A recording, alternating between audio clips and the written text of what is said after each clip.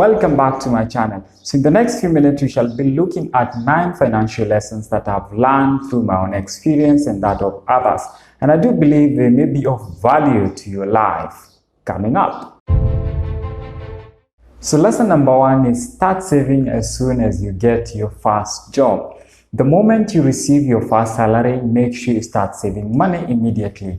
There's this temptation once you get your first job to want to spoil yourself, to want to buy yourself all the things that you could not afford when you didn't have money. Human beings are creatures of habit. The moment you set the wrong habits at the beginning, it will be very, very difficult to change your habits. Habits are so easy to form, but very, very hard to break. It is very, very important to make sure you set the right habit from the beginning, because if you don't do that, I'm telling you, it will be very, very difficult to change your life. Use the 70-20-10 rule. By this I mean, make sure you do not spend more than 70% of your salary, and again, make sure you save 20% of your salary and 10% you give it to charity.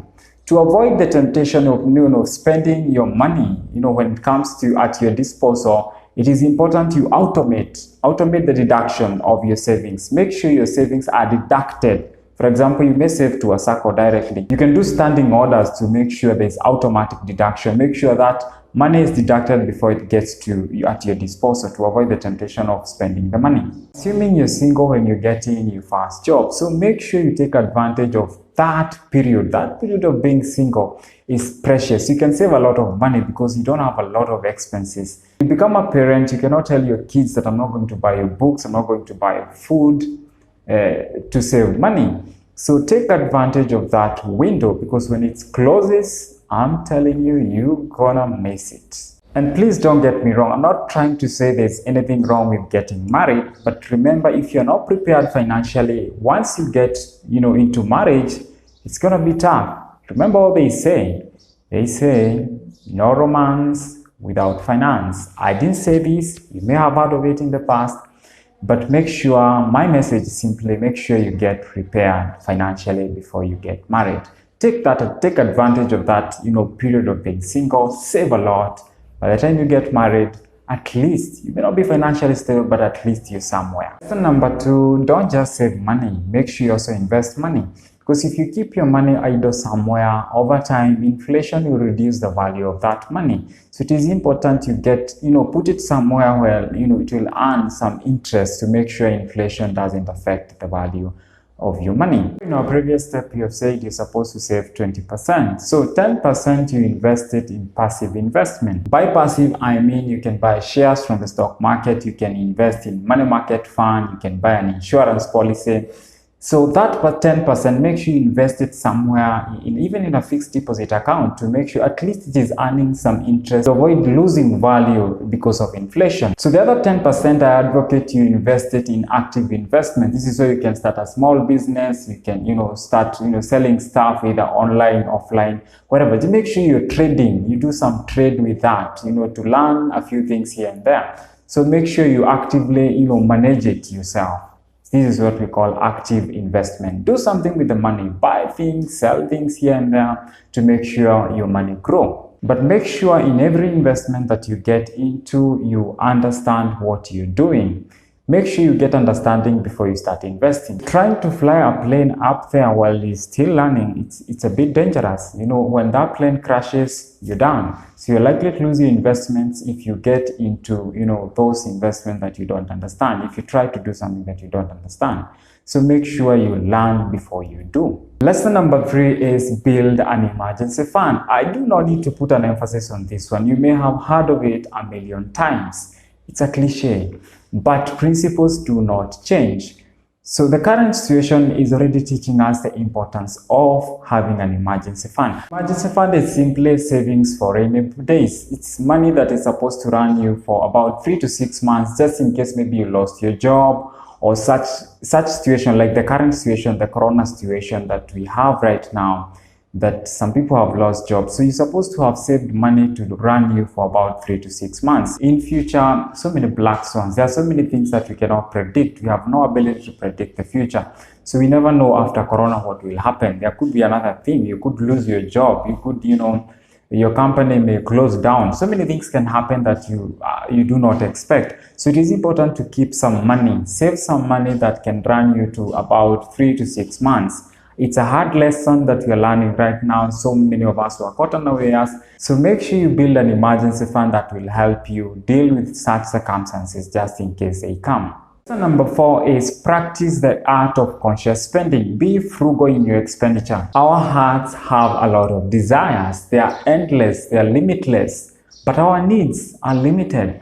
Our hearts will keep developing desires as time goes by, and they'll never come to an end. So if you allow your heart to keep on developing those desires to acquire this, to acquire that, I'm telling you, you're likely to find yourself in financial trouble. What I mean by the art of conscious spending is simply, before you buy something, give yourself a break and ask yourself very hard questions. Like, do you really need that thing that you want to buy? Give yourself a few days before you make a purchase decision. Give yourself time to think, and you realize after giving yourself some few days, some of these, desires, hard desires, go away. So make sure before you buy something, take time. Ask yourself those hard questions. Don't just spend money. Make sure you avoid impulse buying. Research was done some time ago in America on why people buy expensive stuff. And 2 major reasons came up from that research.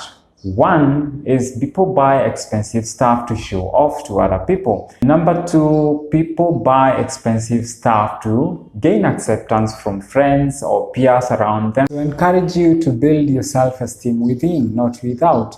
Do not attach your self-esteem to material things, external things that you cannot control. The challenge with attaching your self-esteem to such things, they keep on fluctuating. They keep on going up and down.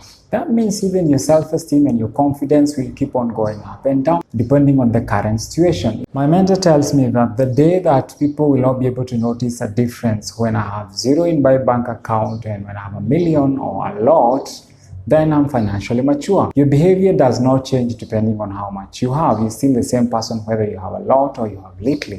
So that means that you don't need to acquire certain things to please people or to show off or to gain acceptance to a certain class of people. You feel good when you have a lot, and the feeling doesn't change even when you don't have, because your self-esteem, your self-confidence is not attached to those external material things. By building your self-confidence, by building your self-esteem within, it will help you manage your money well, because you will not need to behave in a certain way financially to acquire or to build that esteem.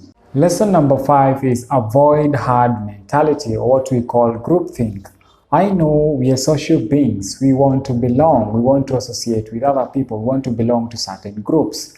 But belonging to a group that is not adding value to you, I don't think it's helpful in any way. If the only thing your friends are telling you weekend in, weekend out is go parties, go, to a spending spree, I don't think you deserve such friends. Friends are supposed to make you better. The reason I'm saying this, I've seen people get into financial trouble by trying, attempting to belong to certain groups. It is very expensive to belong to some of these groups, groups that go to certain clubs, buy certain cars, do certain things during weekends. They are very expensive because all the plans they have is to spend money. There are better groups that you can belong to. There are investment groups that the young people are joining to buy, property. You're supposed to belong to such groups. Remember, the buck stops with you. Do not allow other people influence the way you spend your money. It's yours. You're the one who earned it. So make sure you take leadership in how you spend that money. They say it is better to be alone than to be in bad company. If the kind of groups that you belong to, social groups that you belong to, are not helping you save money, if the kind of friends that you have are not helping you save money, they're not helping you grow, they're not helping you invest money, they're not helping you, get better, then I don't see the need of having such kind of people. Because in the long term, you'll be in a mess and you'll be alone.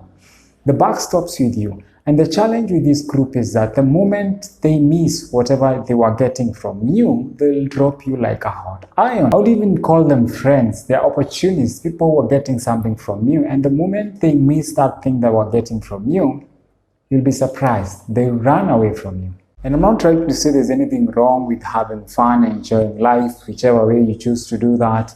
So if it is within your means, it is within your budget, it's okay, you can go do it. But if that spending is not within your means, it is not within your budget, then there's a problem there.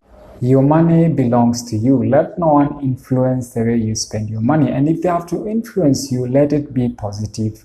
Take leadership, account for your money, account for every cent. So avoid this idea of behaving like sheep. If one sheep jumps, the other one jumps. Avoid what we call sheep mentality. And I believe by doing this, over time, you'll be able to achieve what we call financial independence. So thank you very much for watching this video. See you in the next videos. Look at 4 more lessons that I've learned over time. Please subscribe, like this page, and hit the notification bell so that you get to know when we upload a new video. So stay safe. See you next time.